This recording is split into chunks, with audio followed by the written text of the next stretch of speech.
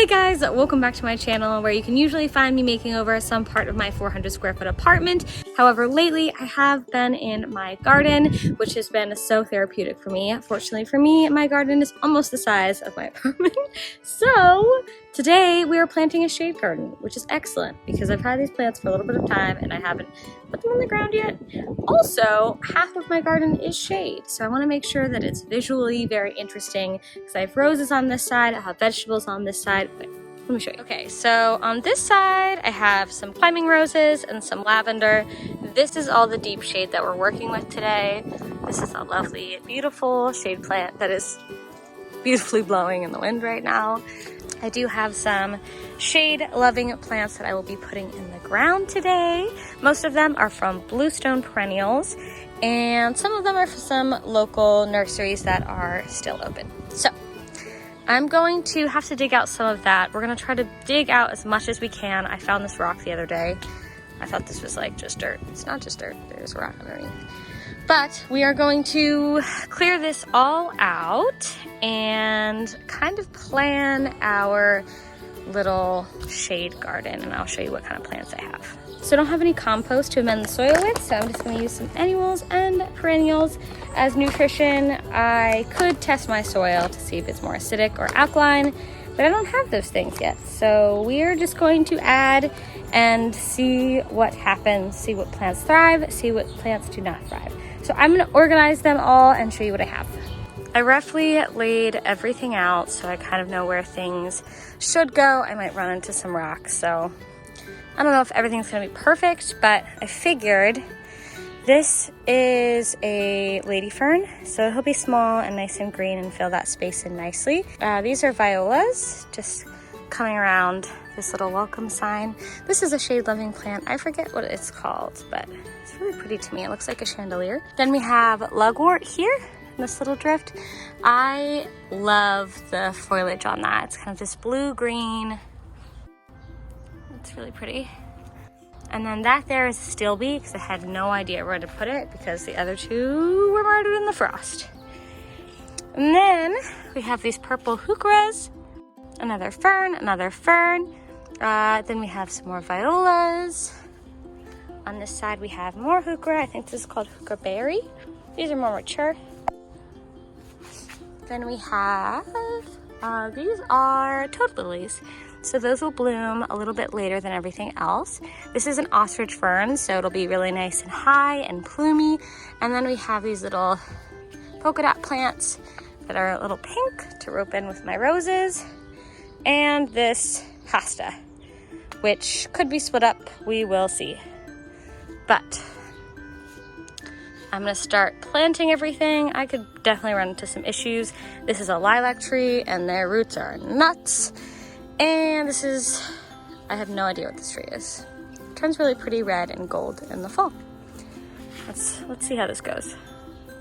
Okay, so I've changed my shirt. It's getting a little bit hot. This is definitely harder than I thought it was gonna be. There are stones and vines deeply at the bottom where I want to plant my plants. So we're just gonna have to reorganize a little bit, but I think it should be okay. I just have to be okay and accepting to change and alteration because that's exactly what we're gonna have to do today. So all the plants from Bluestone Perennials have these really cool biodegradable pots that you can just pop right in the ground. I tend to break up the bottom a little bit just to be sure, but typically they're pretty good. Question, does anyone know what these are? I'm seeing a bunch of them. They smell kind of like, I don't know, like ginger? They look really old. Maybe a turnip? I don't know. Okay guys, I'm gonna be whispering just because my neighbors started barbecuing and I want them to enjoy their barbecue, but I did plant everything up. They're probably a little too tight, honestly. They'll probably grow out of their space, but there are so much like weeds and vines that I'm hoping honestly that all of these plants will kind of choke them out and not the other way around. But this was so hard because there was like rock just like underneath, like layered and layered. I guess people just layered on these to hold down like weed fabric. So it was just crazy to remove all of that. I actually had to get some help, but now it is all on the ground. I'm going to water it in, and I'm gonna clean this area up. It's a little bit dirtier. We did have some breakage here. Got a little crazy, but these are doing good. I'll just clean that area off, and we're gonna mulch. So this is the mulch that I'm gonna be using. It's in the color Midnight Black. This is the same color, and I put that down a month ago, so I'm hoping this will keep some of its color. I don't believe that it'll keep all of it, but that's okay. There is a weed preventer in it. I don't know if that's actually done anything for me. Maybe like a little bit, but I still need to weed this. I also need to clean up all those rose petals, but we're gonna just be putting this all around here. So I have mulched. It is a bed on a slant for sure, and that's just because of the way that the rocks were. I'm okay with it. It doesn't need to be perfect, and to get it perfect would require me doing so much more work that inevitably I would get frustrated and quit. So this is gonna be just fine. I think that the mulch looks really good. I'm just going to brush everything up. Okie doke. It is all covered with mulch. I'm still gonna have to weed, but you can definitely tell the color difference between the mulches now. That's fine. But I think it looks pretty good. I'm interested to see how it fills out. I think it's gonna be a little bit too full, but as I said, I think that's all right. I did end up kind of hurting this hosta. You can see I hurt him because I accidentally stepped on him, but hopefully he'll bounce back. I've also got to clean up this wall, but that's for another day. I try to keep things a little bit paced out so I don't get frustrated. But I think it looks really nice, and I'm happy to have this area built up with perennials so I don't have to worry about it next year.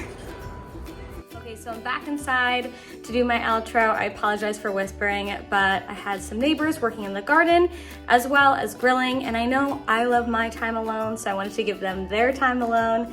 In any case, I really hope you enjoyed this video. I know that when I first had to decide what to put in this sort of very shady area, I was really nervous that I wouldn't find anything interesting really, because I'm new and I don't know what could go in the shade that would look colorful and bright, because I kind of do love like a really colorful garden, but there's so many different textures and colors in terms of foliage that you can choose, as well as flowers that actually bloom in deep shade. So take a look at your zone and see what you have available to you, but just know that it's kind of amazing what you can plant out there and what plants will thrive in deep shade.